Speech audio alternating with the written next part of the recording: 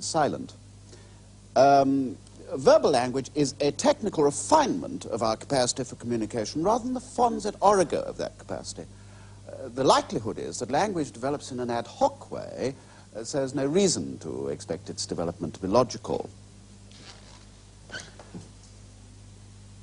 The importance of language is overrated.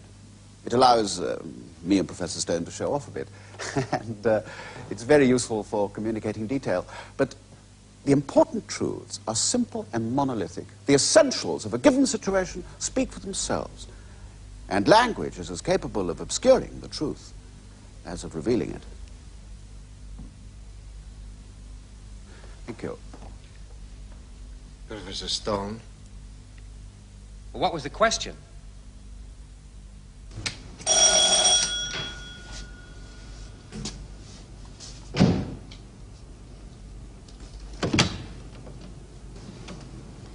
Oh, I'm looking for Mr. Holler. Jo, a kdo jste vy? English? Parlez-vous français?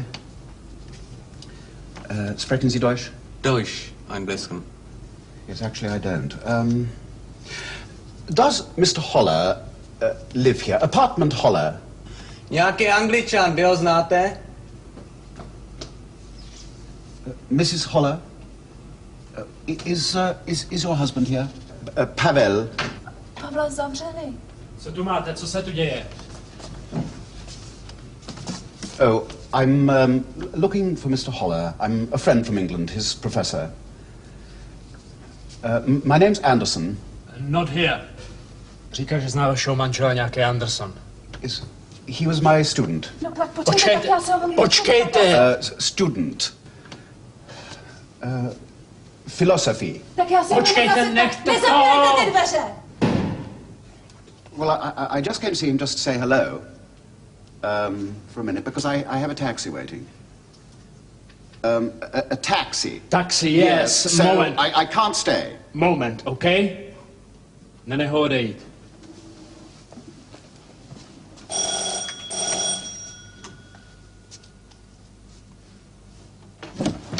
Státní bezpečnost. Potřebujeme použít váš telefon. Moment, OK?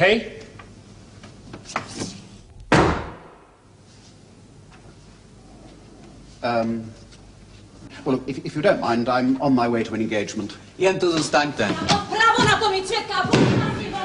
What's going on in there? Zůstaňte. No, look here. Zůstaňte. Jděte, zalezte. Jděte dovnitř. Slečno, tady nemáte vůbec co dělat. A vy, tamhle, pomožte tam té bábě a jděte dovnitř. Now look here, I'm the J.S. Mill Professor of Ethics at the University of Cambridge, and I demand to be allowed to leave. Moment. Or zalezte. telephone the British Vy děti taky. Krabál, ten ho dovnitř. Dovnitř. Dovnitř. Dovnitř.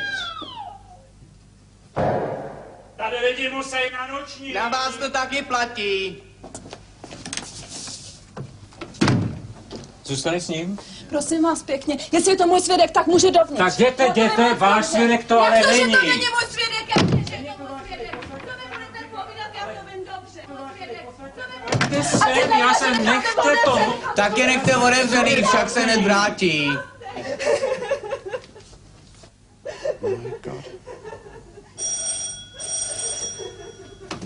Museli jsme dovnitř, aby jsme ji zaspali. Že už sem jede. Captain Cumming, speak English. I would like to telephone the British ambassador. Captain Cumming. Yes, but how long will he be? Because I have an appointment. Yes, by God, I do have an engagement, and it starts in half an hour. Please.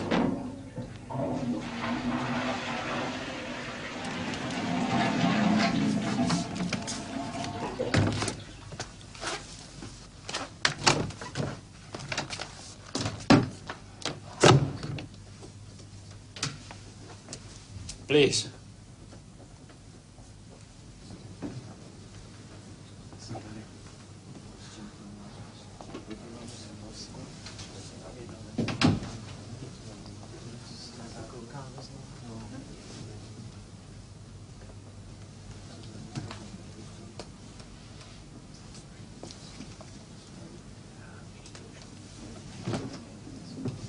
Našli jste něco? Nic. Nic tu není. Ale tebe tady nepotřebujeme. Jo. Potřebujeme moudrej.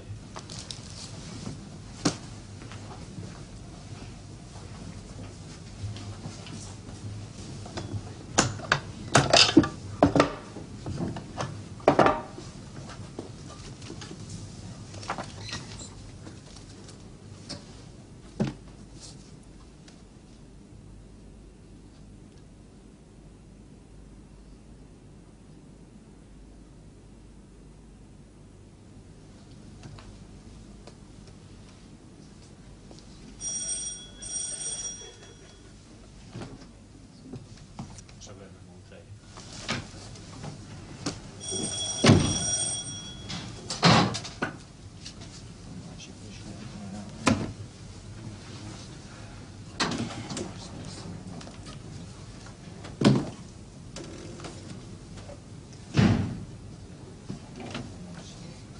Taxi. Oh, I forgot him, dear me. No, okay. Now I must pay him. Okay. Oh, give that back! Now, you listen to me. This has gone on quite long enough. I demand to be allowed to leave.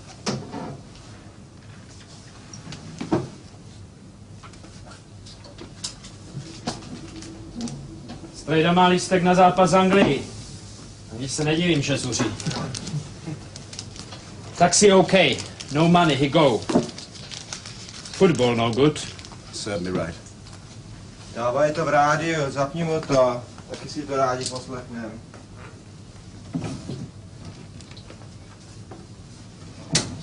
Hráč číslem 7 Bardo se už úplně zotavil ze zranění. To je moje rádio. Váš známý chce poslouchat tu reportáž. Jim Bard, který prostřičuje před ústí své svatyně po naší levici. Pak Shell, Dickinson a vysoký urostlý Wilson. Jeho It's úkolem good, je pravděpodobně okay? hlídat nebezpečného Demla. A kapitán Angličanů Petherbridge. V záloze jsou Broadbent, Davy, Boyce a Hales. Do rohu pokutového území. Utkání stále do nerozhodného stavu 0-0 a Halas se připravuje k výkopu. Ale soudce mává, aby hra pokračovala. Raucher však ztratil míč.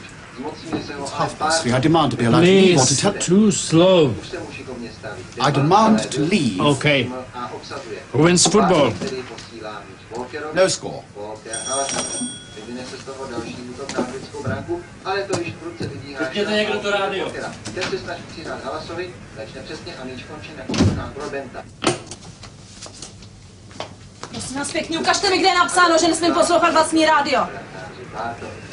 A to jsou moje privátní dopisy. Co pak už vám není nic svatý? Rozumím. Bard vykopává až do naší poloviny. Jirásek stopil míč a přihrává platívkou Francovi. Na toho okamžitě dotírá Frank. Franc vítá, ale podařilo se mu přihrát Demlo, ten se kličkou vyhýbá Dalymu. Professor Anderson, I am sorry your friend Mr. Hollard has got himself into trouble. Thank Christ. Now listen to me. I'm a professor of philosophy. I'm a guest of the Czechoslovakian government. I might almost say an honoured guest. I've been invited to speak at a colloquium in Prague. My connections in England reach up to the highest in the land. Do you know the Queen? Certainly. No, I do not know the Queen, but I speak the truth when I say that I'm personally acquainted with two members of the government, one of whom has been to my house, and I assure you that unless I'm allowed to leave this building immediately, there's going to be a major incident about the way my liberty has been impeded by your men. I don't know what they're doing here. I do not care what they're doing. Excuse me, Professor. There is some mistake. I thought you were here as a friend of the Hollard family. Oh, I know Pavel, certainly. Absolutely. You are here as a friend at Mrs. Hollard's request. No, I just dropped in to... What do you mean? Well, Mr. Hollard, unfortunately, has been arrested for a serious crime against the state. It is usual for the home of an accused person to be searched for evidence and so on. I'm sure the same thing happens in your country.